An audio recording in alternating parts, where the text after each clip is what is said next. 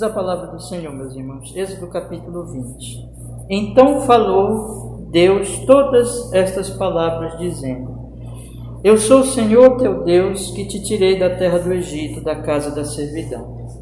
Não terás outros deuses diante de mim, não farás para ti imagem de escultura, nem alguma semelhança do que há em cima nos céus, nem embaixo na terra, nem nas águas debaixo da terra.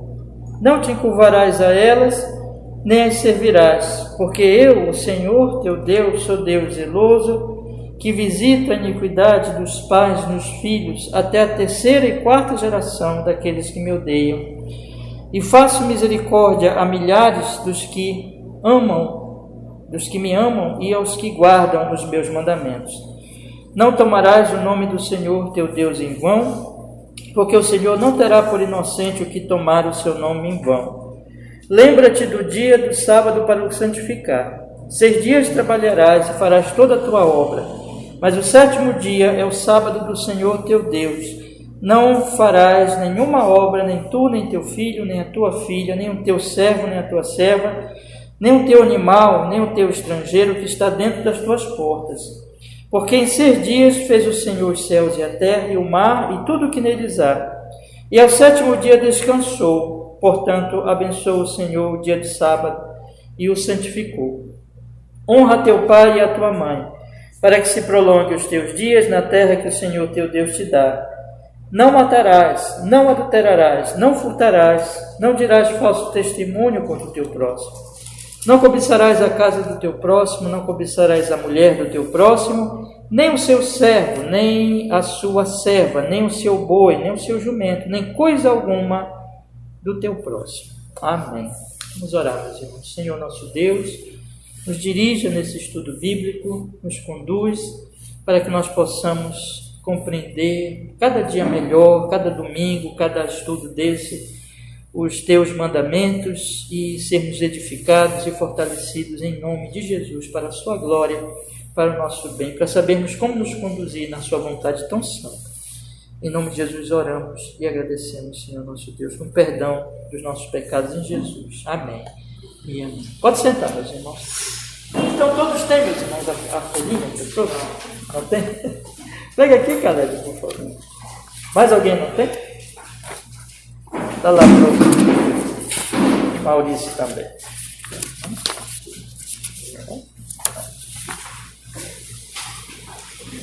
Então, meus irmãos, vamos continuar estudando. Nós já falamos da primeira pergunta. Nós estamos estudando o primeiro mandamento.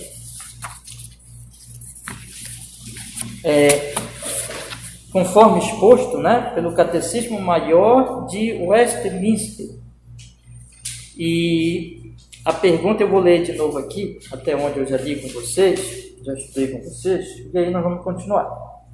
Então vocês têm aí, na verdade, nesta folha que eu imprimi para vocês, pergunta 103, qual é o primeiro mandamento? Resposta, o primeiro mandamento é: não terás outros deuses diante de mim. Êxodo 23. Quais são os deveres exigidos no primeiro mandamento? Resposta: os deveres exigidos no primeiro mandamento são conhecimento e reconhecimento de Deus como único e verdadeiro Deus. Já disse para vocês que o Catecismo Maior, ele coloca dessa forma os deveres e os pecados proibidos. Os deveres e as proibições que correspondem, na verdade, uma à outra, não é?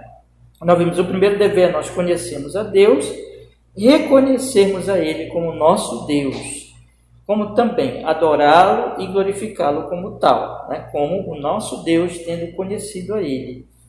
Como adorá-lo? Mediante pensar, meditar nele, lembrar-se dele, tendo em alta conta, honrando, adorando, preferindo, amando, desejando, temendo,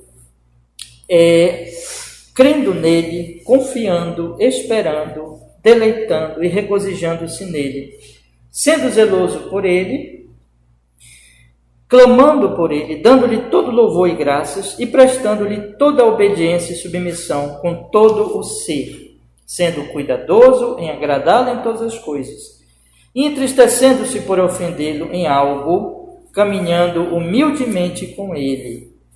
Temos aqui então os deveres. Aqui é um estudo para a vida toda. Cada vez mais nós vamos aprendendo, né, a cumprir esses deveres. E quais são os pecados proibidos que correspondem? É o outro lado da moeda. Se tem um dever, tem uma proibição, né, correspondente a esse dever. Quais são os pecados proibidos neste primeiro mandamento? Resposta: os pecados proibidos no primeiro mandamento são o ateísmo, que eu expliquei aqui, um ateísmo teórico ou prático, né?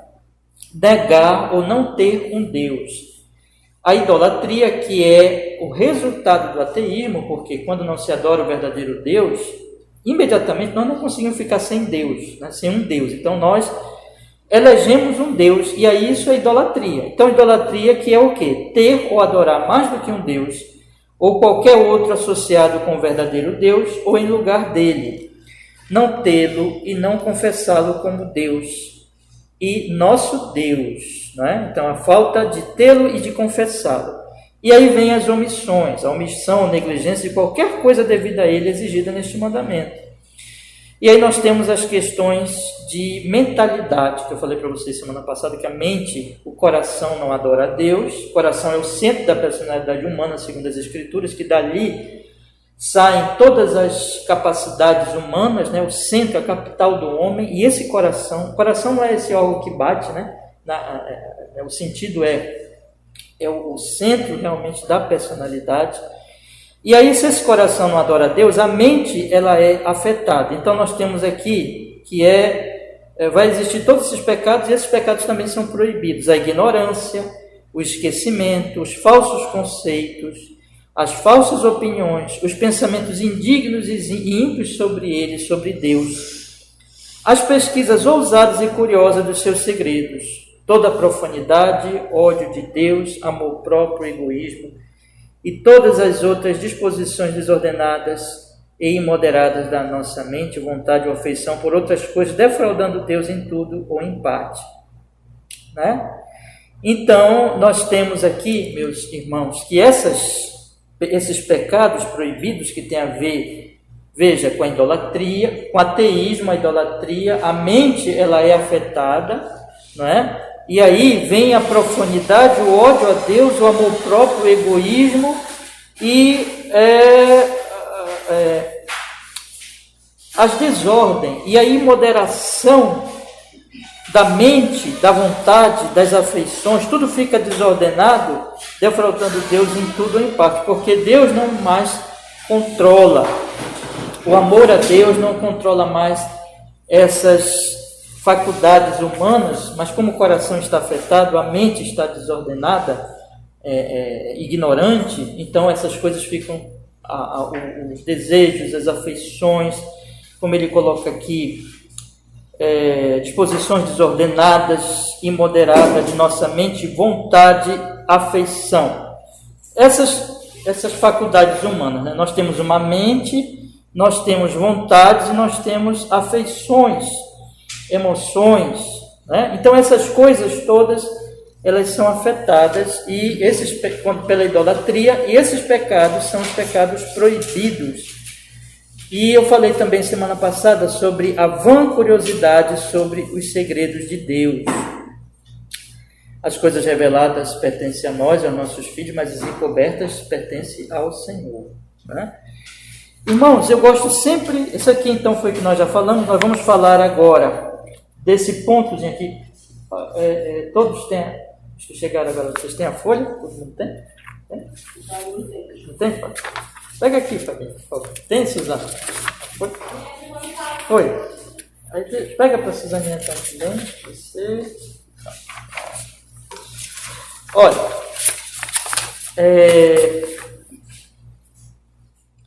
uma coisa que eu sempre gosto de falar, nunca esquecer, porque nós não devemos seguir o legalismo ou o moralismo, né? Então, legalismo seria simplesmente tomar as leis de Deus como se nós tivéssemos que obedecer às leis para alcançarmos a bênção de Deus por nós mesmos, como se fosse uma coisa de justiça própria. E o moralismo é simplesmente essa coisa de um dever moral, né?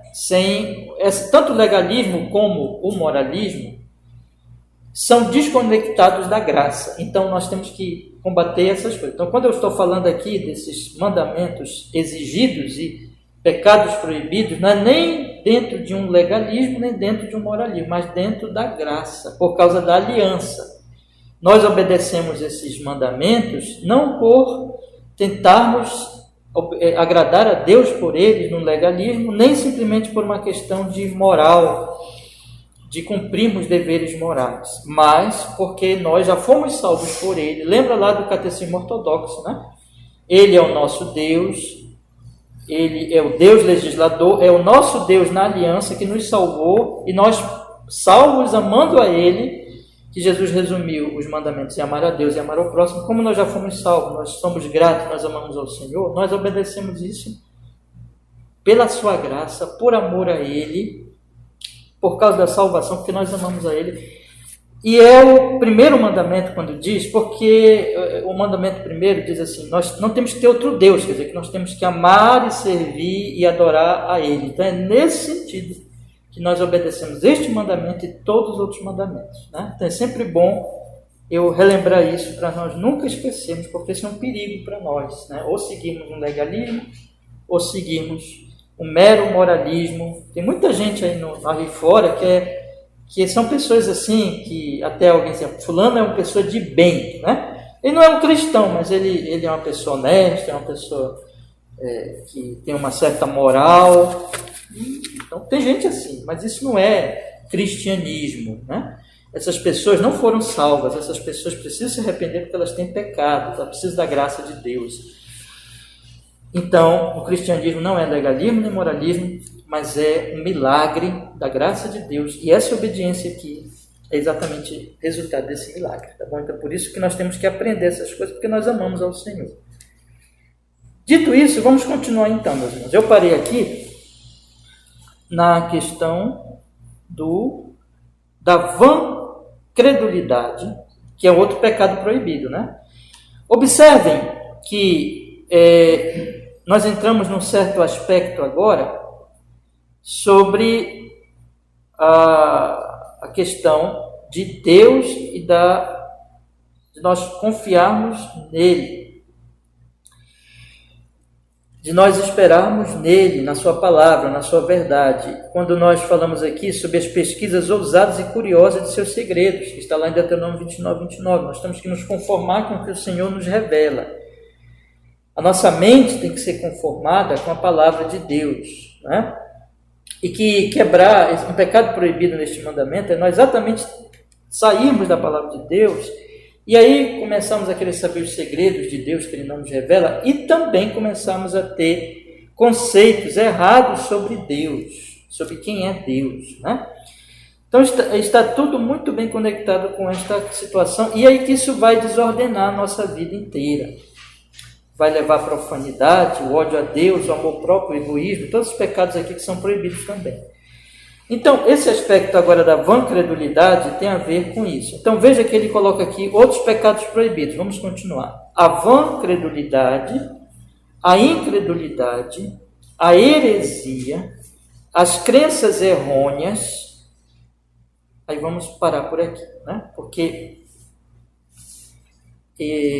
temos certos pecados que fazem como que um bloco de pecados proibidos, que tem a ver com a fé, os conceitos que nós temos de Deus, e a nossa fé nele seja uma fé verdadeira, dentro deste conhecimento verdadeiro sobre ele, e não credulidade, incredulidade e heresia, ou crenças errôneas.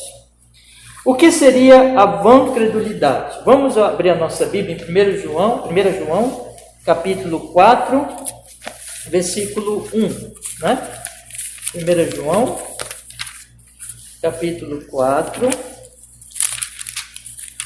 versículo 1.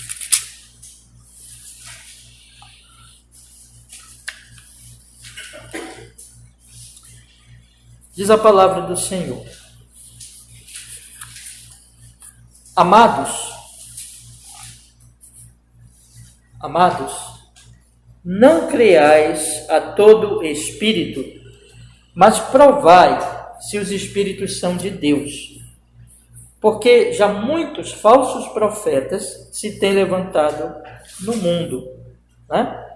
Então veja a recomendação bíblica. Aí eu vou ler mais um pouquinho para nós percebermos o que João vai nos ensinar adiante, que tem a ver com isso, nos ajuda a entender esse primeiro versículo. Aí diz: nisto conhecereis o Espírito de Deus. Todo espírito que confessa que Jesus Cristo veio em carne é de Deus. E todo espírito que não confessa que Jesus Cristo veio em carne não é de Deus, mas este é o espírito do anticristo, do qual já ouvistes que há de vir, e esse que já agora está no mundo. Irmãos, nós temos que ter um equilíbrio. A Bíblia, ela fala de uma moderação contínua, um equilíbrio. Pecado é desequilíbrio. Pecado é assim.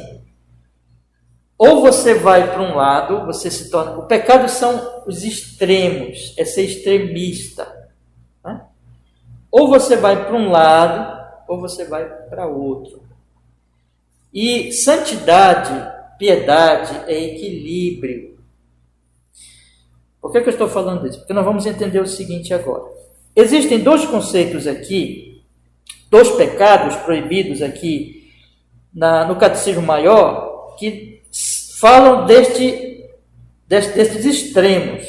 Primeiro, a vã credulidade, e o outro é a incredulidade. Aliás, eu queria já ler com vocês Hebreus 3,12, para a gente pegar e juntar os conceitos aqui. Hebreus 3,12. Vamos ler também, por favor? Hebreus 3. Não feche, por favor, aí o 1 João, tá? Dê um jeitinho para vocês marcarem aí. Mas vamos olhar aqui. Hebreus 3,12. Diz assim a palavra do Senhor: vede, irmãos, que nunca haja em qualquer de vós um coração mau e infiel para se apartar de Deus. Né? Coração mau e infiel para se apartar de Deus. Versículo 8, aproveitando que nós estamos aqui, do mesmo Hebreus 3, diz assim: não endureçais os vossos corações como na provocação no dia da tentação no deserto, onde vossos pais me tentaram, me provaram, e viram por 40 anos as minhas obras, por isso me indignei contra esta geração. Este sempre erra em seu coração, e não conhece os seus caminhos, e não conhecer os meus caminhos. Assim jurei na minha ira que não entrarão no meu repouso. Aí o Hebreus diz, né? Vede, irmãos, que nunca haja em qualquer de vós um coração mau e infiel para apartar-se do Deus vivo. Antes exortai-vos uns aos outros todos os dias durante o tempo que se chama hoje, para que nenhum de vós se endureça pelo engano do pecado. Então, deixa eu explicar isso aqui para vocês. Tem pessoas que são muito crédulas, que elas são facilmente seduzidas por doutrinas, por alguns motivos que não são convenientes, que não são, vamos dizer assim, não são bons motivos para elas acreditarem, né? O que a Bíblia fala? A Bíblia fala muito, olha, tomem cuidado com os falsos profetas. Os falsos profetas, eles são perigosos porque eles não vêm de forma flagrante, declarada como mentirosos, como do diabo. O falso profeta, ele nunca chega, dificilmente. Tem gente aí que faz isso, logo o povo percebe que é falso profeta, né? Mas é muito difícil ele chegar e ele dizer assim, sou do diabo. Ele chega como pessoa de Deus. Dentro da religião, ele chega como uma pessoa boa, como uma pessoa que vem de Deus, como uma pessoa que vem fazer o bem. Dentro de outros aspectos, por exemplo, políticos, intelectuais, eles vêm também como pessoas de bem. Pessoas que vêm beneficiar o povo, vêm ajudar as pessoas. Existem muitos conceitos filosóficos nenhum desses conceitos filosóficos, eles vêm flagrantemente, pelo menos no início, como que fazendo mal àquele grupo que ele quer atingir, né? Então ele vem sempre dizendo que vai fazer o bem. A mesma coisa é na esfera política. Então, um político que quer, por exemplo, vou usar isso aqui porque a gente está em ano de eleição. Isso nós vamos ver demais, né? Então, um político que quer ganhar uma eleição, ele vem e ele promete e ele fala coisas porque ele quer ganhar votos.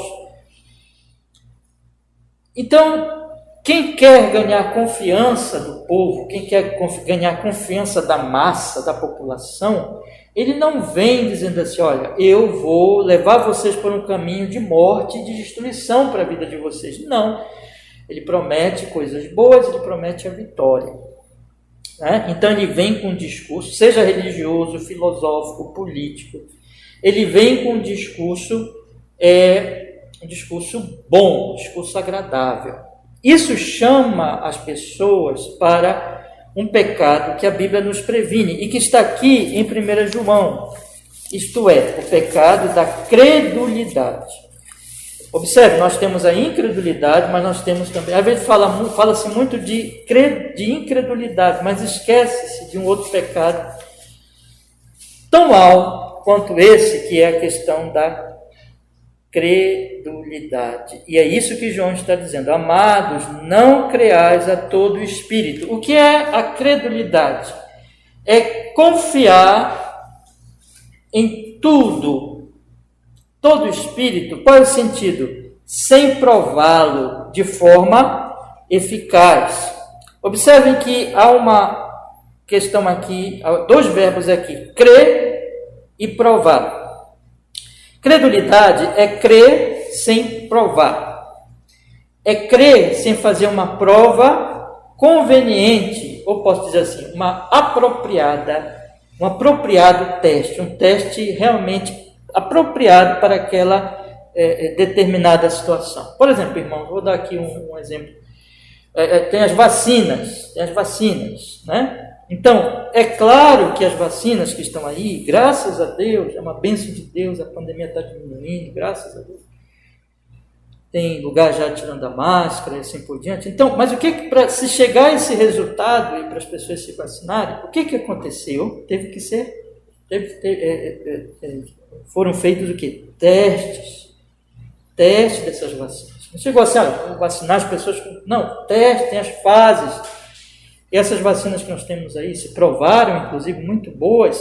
Elas passaram por muitas, né, pelas fases necessárias para chegar assim, essa vacina é boa. Então, é diferente de alguém chegar e dizer assim, tem um remédio aqui, esse remédio, né, vai curar essa doença mesmo, ou outra doença qualquer, sem os devidos testes, mas aí com discurso, querendo induzir as pessoas a quê, meus irmãos? A credulidade.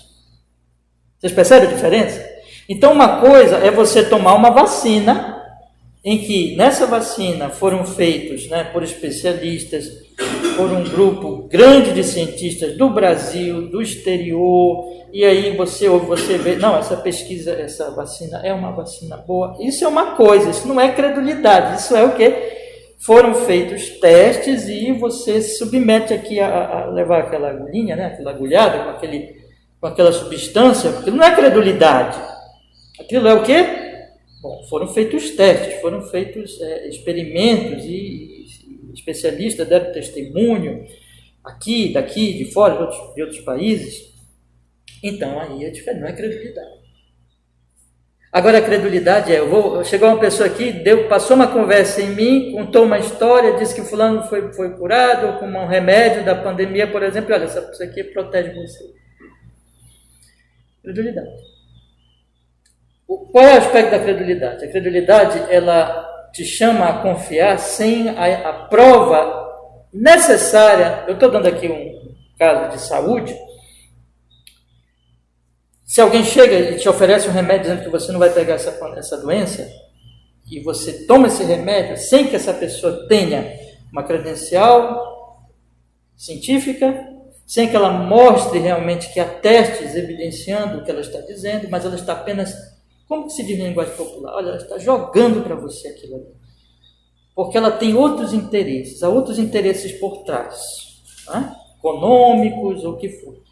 Aí você acredita? É credulidade. O que é credulidade? É quando você crê no discurso sem a prova necessária para que você realmente possa acreditar, sem a prova adequada para aquele campo de conhecimento. Vou colocar assim. Tá bom? Credulidade. No caso da espiritual, no caso das escrituras, o que é credulidade? Qual é a prova, qual é o teste que nós temos que fazer a respeito de cada coisa que vem alguém nos ensinar e dizer que isso é de Deus e dizer que isso vem do Espírito Santo? Qual é, para vacina, tem uns testes lá, tem as plataformas, tem uns testes que eles fazem lá e tal, científicos, né? Assim também para os remédios e tudo. Mas para nós, qual é a prova? A prova é a palavra, as escrituras. Então, se alguém chega para mim e diz para mim assim, Júnior, pastor Júnior, acredite nisso, porque isso é de Deus. Se eu olho para aquela pessoa assim, porque a pessoa fala bem, porque a pessoa tem um bom discurso, porque a pessoa tem poder de convencimento, tem eloquência, ela fala assim de uma forma convincente, fala com convicção, né? Não, eu acredito nisso. É porque eu gosto dele, ele tem uma personalidade brilhante, ele é carismático. Ou ele diz que recebeu uma revelação direta do Espírito Santo, essas coisas, né? Nada disso são critérios convenientes, e a partir do momento que uma pessoa ela vai acreditando, ela é crédula, ela comete o pecado da credulidade. O que João está dizendo aqui? Amados, não creais, não sejam crédulos. Não creais a todo espírito, mas provai se os espíritos são de Deus, porque já muitos falsos profetas se têm levantado no mundo. Veja o alerta dele. Tem muita gente mentindo, tem muita gente enganando, tem muita gente espalhando falsas doutrinas, e vocês não podem ser crédulos, mas vocês precisam ser, digamos assim, vocês precisam aplicar os testes necessários, o teste necessário para os falsos profetas e para as suas doutrinas. Qual é? Versículo 2. Nisto conhecereis o Espírito de Deus. Todo espírito que confessa que Jesus Cristo veio em carne é de Deus. E todo espírito que não confessa que Jesus Cristo veio em carne não é de Deus, mas este é o espírito do anticristo, o qual já ouviste que há de vir, e esse que agora já está no mundo.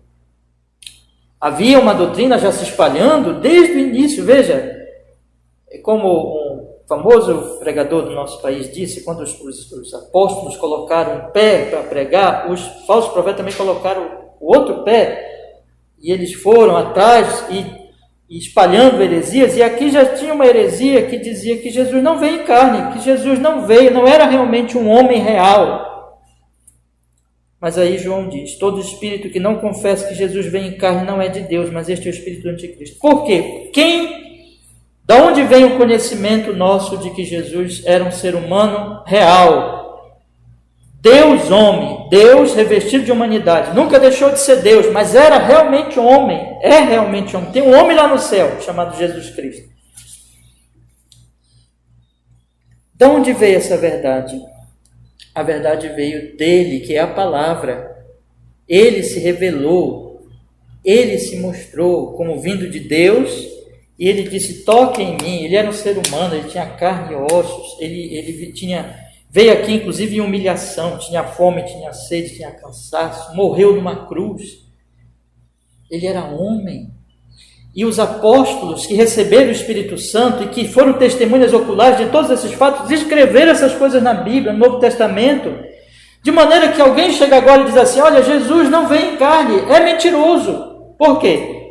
Porque ele está negando a própria palavra de Jesus e o registro apostólico, que é registro da palavra de Jesus por meio do seu Espírito Santo, daquelas testemunhas oculares. Portanto, nós temos aqui, irmãos, que o teste para qualquer doutrina é a Bíblia, é a palavra de Deus.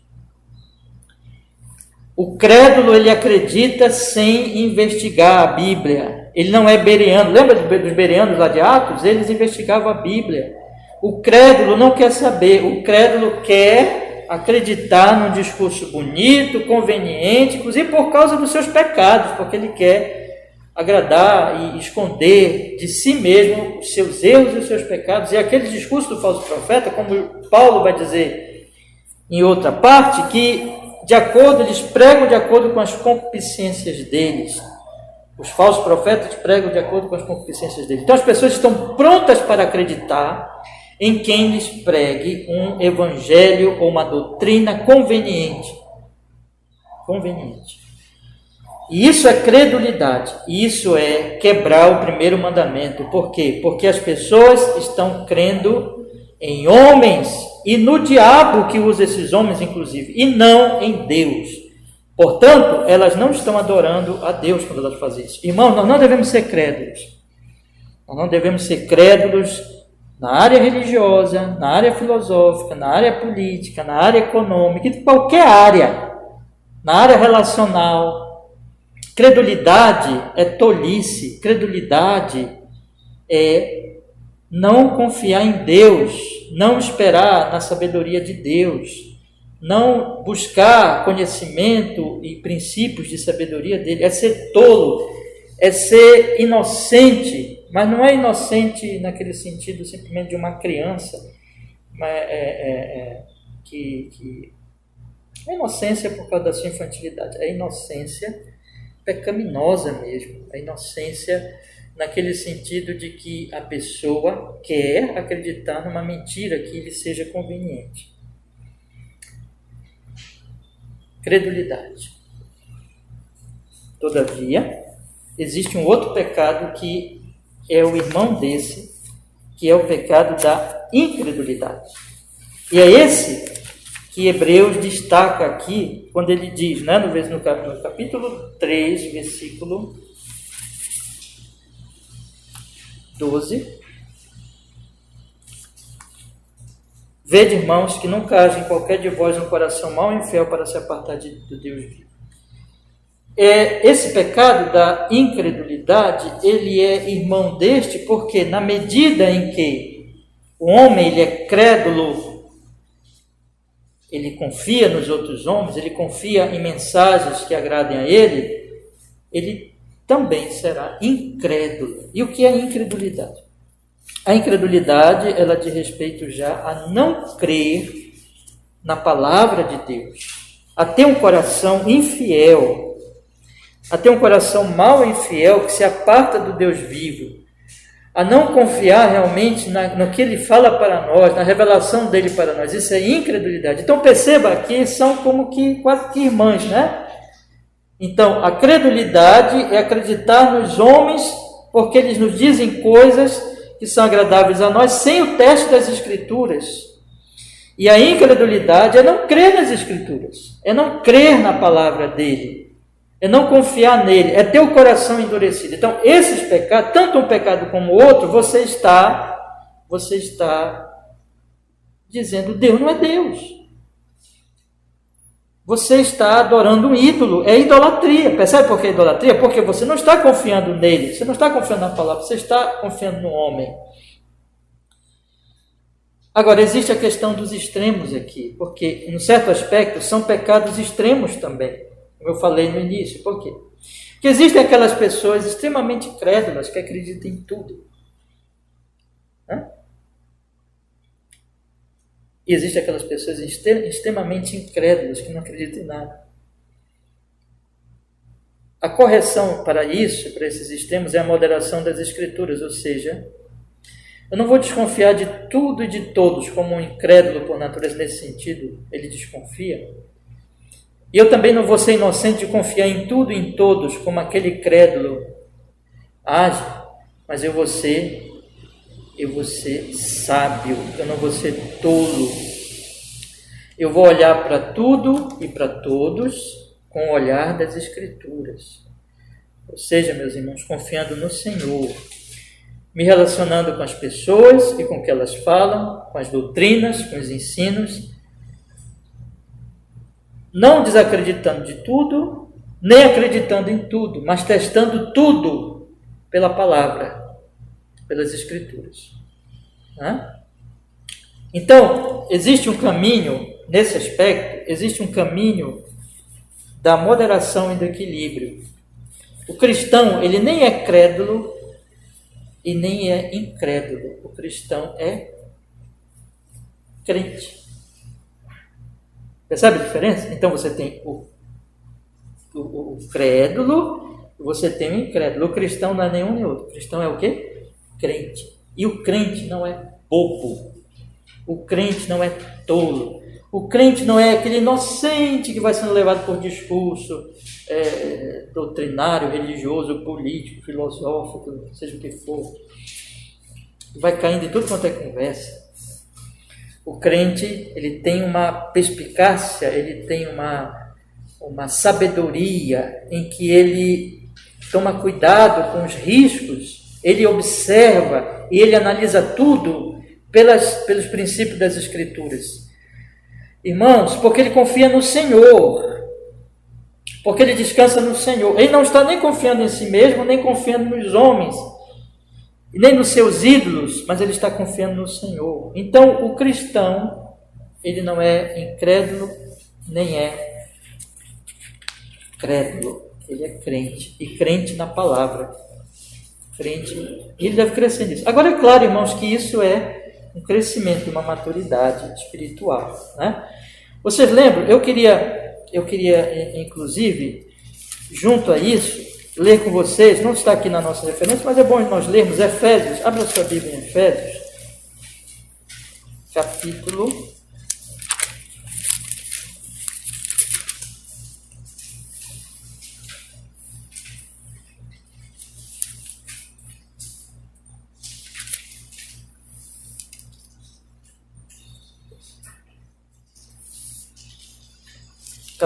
4, versículo 11. Efésios capítulo 4, versículo 11. Que diz assim: E ele mesmo deu uns para apóstolos, e outros para profetas, e outros para evangelistas, e outros para pastores e doutores. Você percebe que todos esses dons aqui, esses ofícios, né, melhor dizendo, eles são ofícios de instrução, de ensino. Apóstolos, profetas e evangelistas, que esses passaram já, era para o tempo da Bíblia. Aí vem os ofícios que continuam, pastores e doutores. Esses homens, eles têm que ensinar a palavra. Olha, porque ele deu uns para apóstolos, profetas, evangelistas, pastores e doutores. Qual é o propósito de Deus? Versículo 12: querendo o aperfeiçoamento dos santos, para a obra do ministério, para a edificação do corpo de Cristo, até que todos cheguemos à unidade da fé e ao conhecimento do Filho de Deus, a homem perfeito, à medida da estatura completa de Cristo. Ou seja, a igreja, ela é uma obra em construção. A igreja, ela é um edifício que está sendo preparado, não é?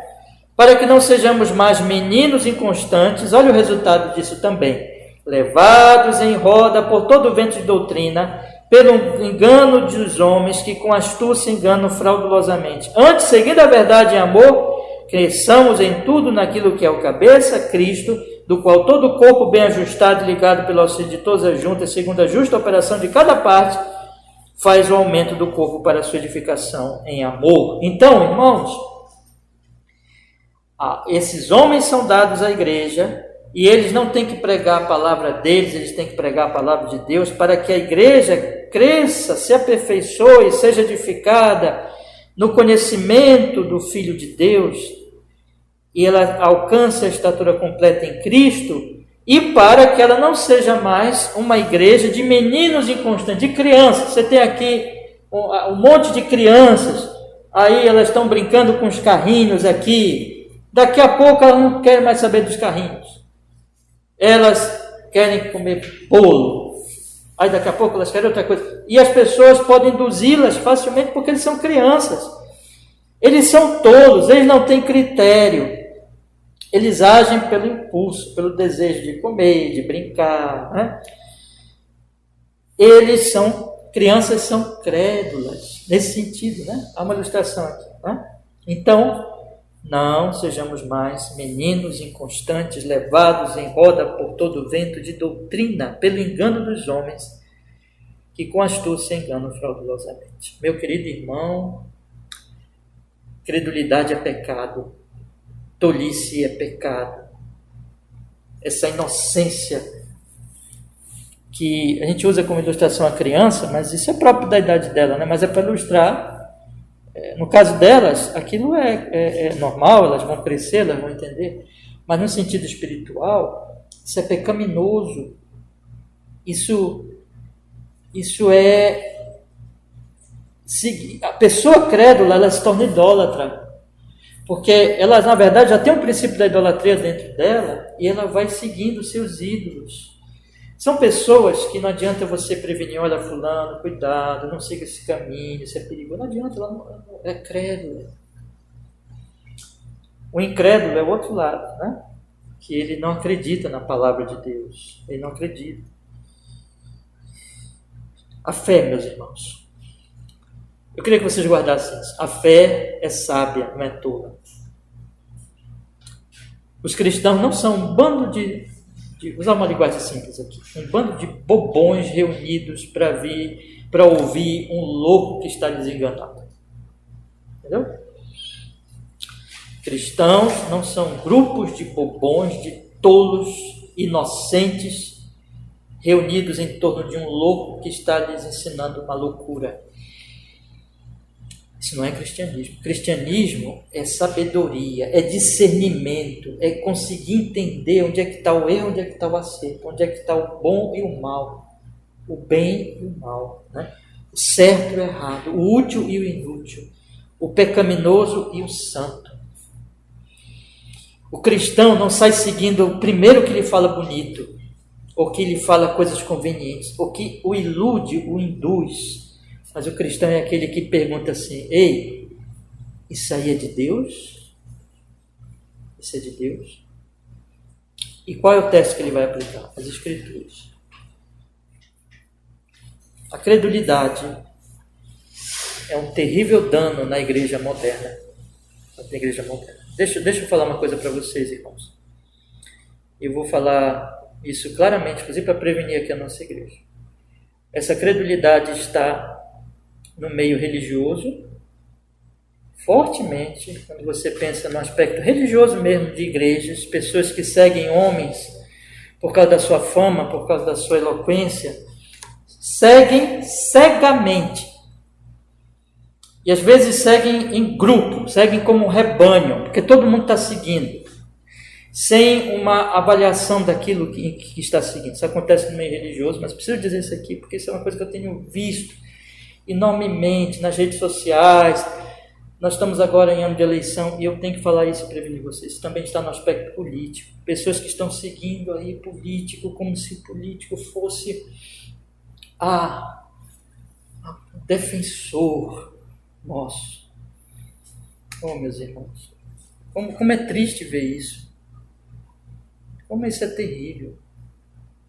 Essa credulidade mina a fé e a idolatria. Eu quero que vocês percebam isso. A mesma coisa no aspecto intelectual, todos os aspectos. Essa credulidade, ela mina a fé. E a raiz dela é a idolatria. E ela destrói o real cristianismo e forma grupos de tolos seguindo um rebanho, seguindo uma loucura junto com um rebanho. Seguindo loucuras, seguindo loucos. Cristianismo é sanidade mental, espiritual, intelectual e prática. O caminho da loucura é um caminho de morte. Então os cristãos são chamados à sabedoria.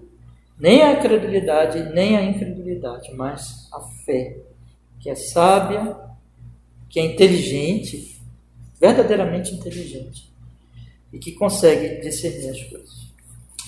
Vamos prosseguir aqui, meus irmãos. Tenho ainda alguns minutos. Ele continua falando da seguinte maneira: a heresia e as crenças errôneas. Vamos ler Gálatas 5:20. Gálatas 5:20.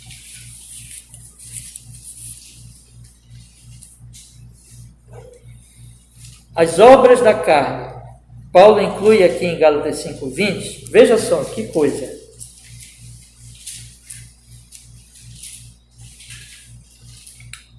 Idolatria. Deixa os irmãos acharem, né? Gálatas 5:20.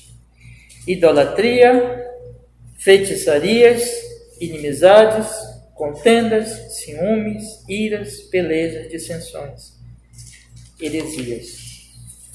Vamos ver também, irmãos, Tito, capítulo 3, versículo 10, tá? Tito, capítulo 3, versículo 10.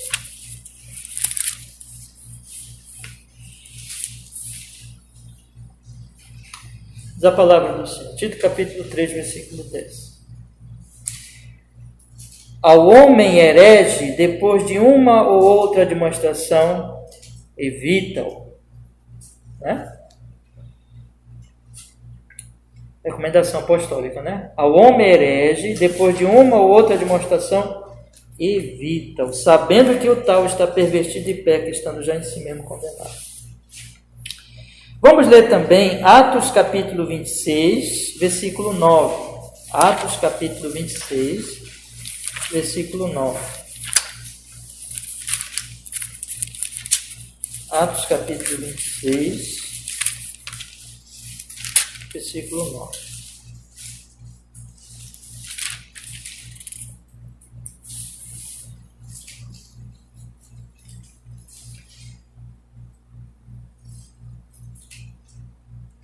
Bem, Atos capítulo 26, né? Versículo 9, diz assim a palavra do Senhor. Isso aqui é o testemunho de Paulo. Bem tinha eu imaginado que contra o nome de Jesus Nazareno devia eu praticar muitos atos. Quem falou isso? Paulo. Tinha imaginado que contra o nome de Jesus Nazareno devia eu praticar muitos atos. Muitos atos. Isso aqui, meus irmãos, tem tudo a ver com heresias, com falsos ensinos. Eu falei para vocês o seguinte: a credulidade é irmã da incredulidade, porque a credulidade é confiar sem o teste nos homens, sem o teste das Escrituras nos homens, e a incredulidade é não confiar nas Escrituras. Ok. Tanto uma coisa como a outra leva a esses outros pecados que são também proibidos. Quais são os pecados, então? Heresia, crenças errôneas. Todo ensino falso, todo ensino que distorce as Sagradas Escrituras. Os hereges, os heréticos, são os que creem em coisas estranhas. Paulo mesmo dizia: eu imaginava que eu devia perseguir o nome de Jesus, eu devia praticar muitos atos contra ele. Contra o nome de Jesus, perseguir a igreja. Paulo acreditava mesmo nisso. Então ele tinha um conceito errado sobre a verdade. Ele era um herético nesse sentido. Ele cria em falsos ensinos. Irmãos, guarde isso no seu coração nesta manhã. A partir do momento que eu começo a ser uma pessoa crédula, eu vou acreditando no discurso de A, de B, de C, sem um teste das Escrituras, eu vou me afastando da verdade. Por quê? É claro, né? Não é uma coisa consequente, não é uma coisa lógica, que se você vai se afastando se você não faz os devidos testes, você vai acreditando e acreditando nesse, naquele outro, você vai enchendo a sua mente de falsos ensinos e de heresias, e você vai se afastando da palavra de Deus, do verdadeiro ensino. Por isso que esse também é um pecado proibido. A heresia e os falsos ensinos, como ele diz, as crenças errôneas, a fé errônea. A incredulidade nas Escrituras, que é irmã da credulidade, também. Essas coisas, na verdade, elas estão andando juntas, no sentido de que, a partir do momento que eu não creio no ensino da Bíblia, mas eu vou acreditando em enganos e mentiras dos homens, eu vou também enchendo meu coração, enchendo a minha mente de falsos ensinos. Por isso é um pecado proibido. Eu gostaria que vocês vissem isso nesta manhã como um alerta, tá bom? Não seja crédulo, não seja incrédulo, são pecados proibidos. Seja crente, porque a credulidade e a incredulidade distorce a mente e leva a deturpações na doutrina e na prática, produzindo um falso cristianismo. Mas a fé é sábia e a fé tem discernimento e a fé na palavra de Deus leva à verdade, à boa doutrina e à boa prática e ao discernimento cristão. Vamos avançar então. Já tem um tempo ali. E ele continua falando da seguinte maneira, né? Agora vamos entrar num aspecto um pouquinho diferente, mas que tem a ver com tudo isso. A desconfiança e o desespero são pecados também proibidos neste mandamento. É óbvio que o crédulo ou o incrédulo, ele é desconfiado e desesperado. Vocês percebem a conexão? Está aí. O crédulo e o incrédulo, ele vai acreditar em falsos conceitos, crenças falsas, heresias, e ele se tornará uma pessoa desconfiada e uma pessoa desesperada. Vamos olhar o Salmo 78, versículo 22. Salmo 78, versículo 22.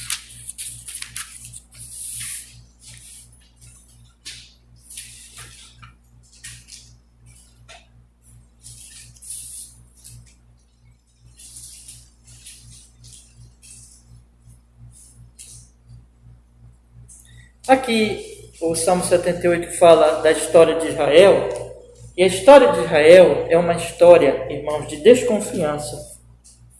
E aqui diz o seguinte: porquanto não creram em Deus, nem confiaram na sua salvação. Vocês sabem o que aconteceu, não é? Como Deus, ele tirou Israel do Egito, ele abriu o Mar Vermelho, ele os conduziu ali com todo o cuidado e amor, ele deu para eles um maná, ele cuidou deles, ele prometeu uma terra boa para eles, libertou eles do Egito, e eles desconfiaram de Deus. Desconfiaram de Deus. Desconfiança de Deus é um pecado proibido, meus irmãos. Ou seja, o aspecto aqui que o Catecismo Maior ele quer nos chamar a atenção tem a ver com a incredulidade, mas é um aspecto assim, vamos dizer, no sentido em que Deus está falando, Deus está abençoando, Deus está mostrando a sua verdade, mas a pessoa desconfia. A pessoa não descansa nele, a pessoa não confia nele. Ele está dando ali a sua palavra, está enviando a sua palavra, está dando tantas demonstrações de que ele é o Deus fiel, verdadeiro, Deus da aliança, mas ele diz assim, não, será? Não, ele desconfia.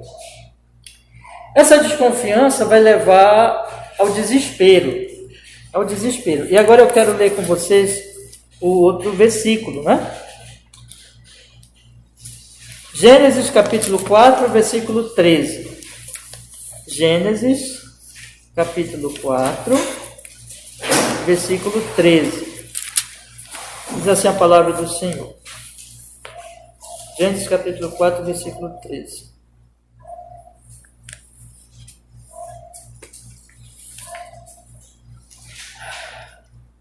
Então disse Caim ao Senhor: é maior a minha maldade que a que possa ser perdoada. Eu já disse para vocês que eu acho esse Gênesis, esse texto de Caim, um dos textos mais tristes das Escrituras. No versículo 16, está escrito assim: e saiu Caim de diante da face do Senhor, e habitou na terra de Nod, ao lado oriental do Éden. Caim caiu no desespero. Caim caiu no desespero. Então disse Caim ao Senhor: é maior a minha maldade que a que possa ser perdoada. Desespero.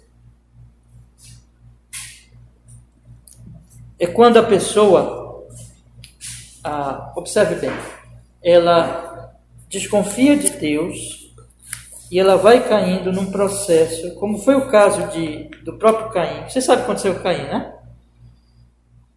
Caim, ele deu uma oferta, o irmão dele deu outra oferta, Deus aceitou a oferta do irmão,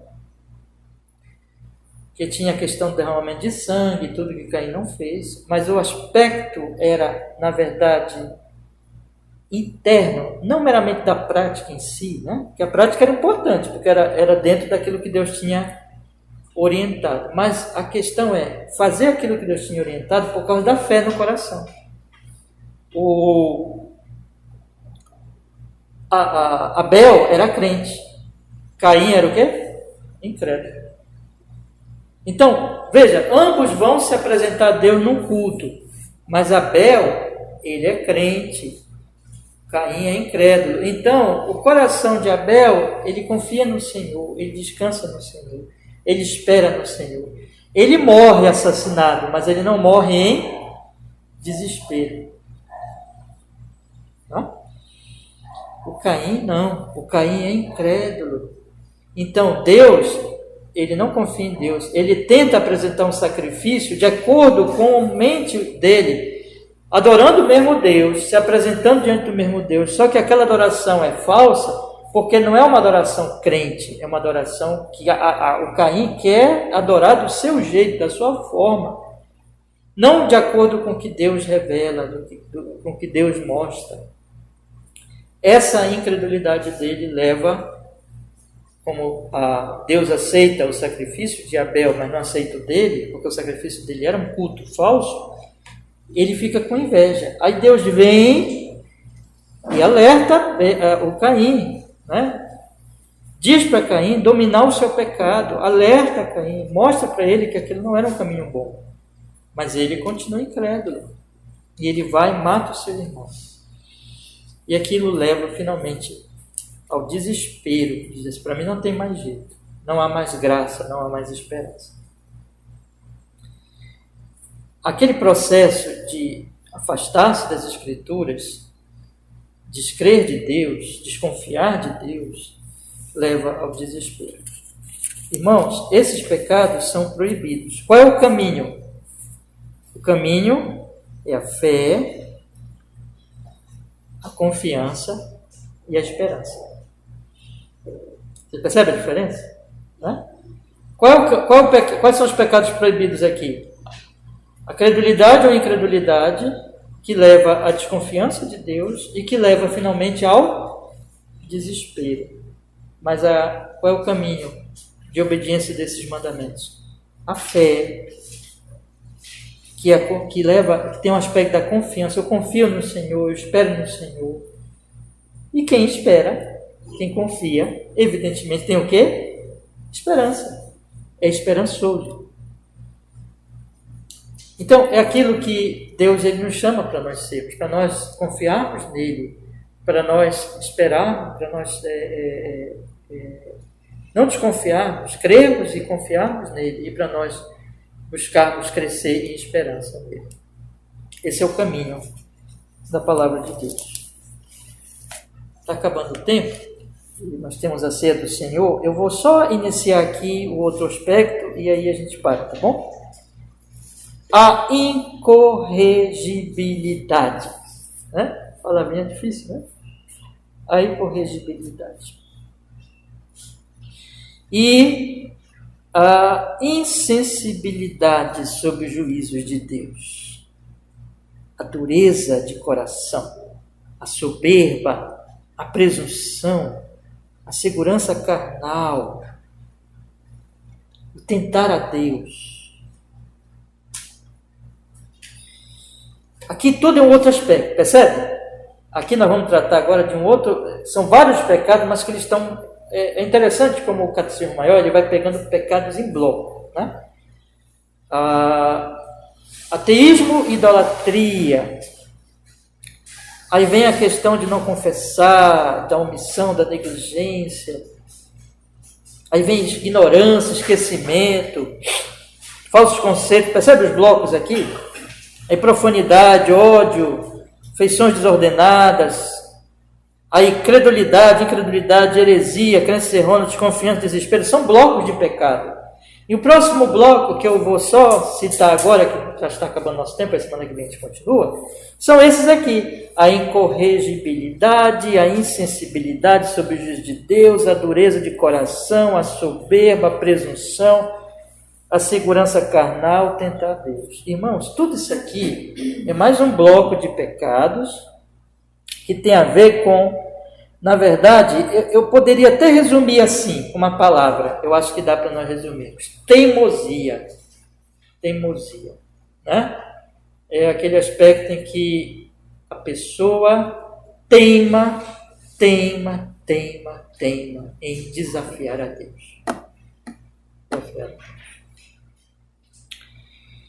Eu queria encerrar dizendo o seguinte: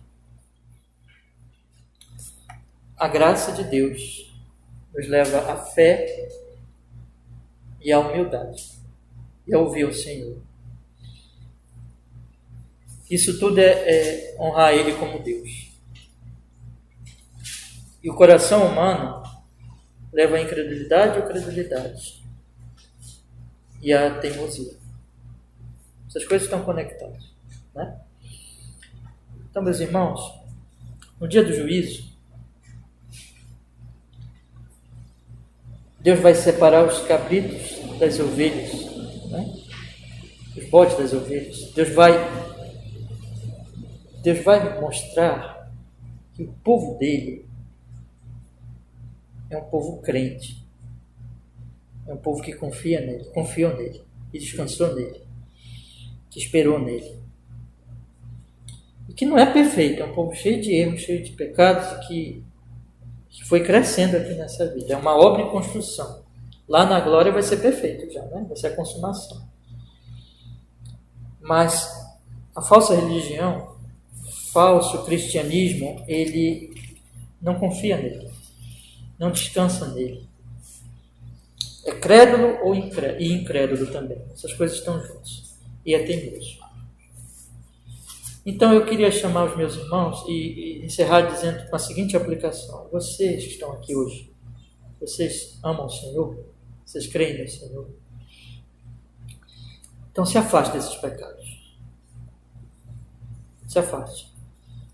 Desses outros pecados que nós já estudamos e desses especificamente que estudamos hoje. Não seja crédulo. Não seja incrédulo. Seja crente. Cresça na fé. Nós vamos estudar semana que vem. Não seja teimoso. Seja humilde. Vamos orar? Deus nos abençoe.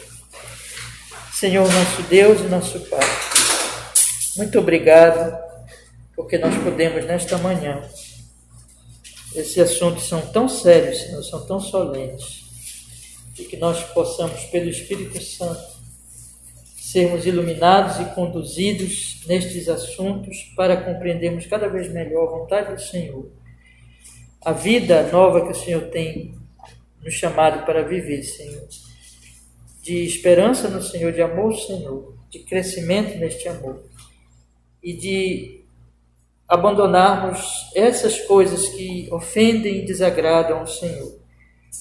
Pela graça do Espírito Santo, Senhor, nós oramos assim.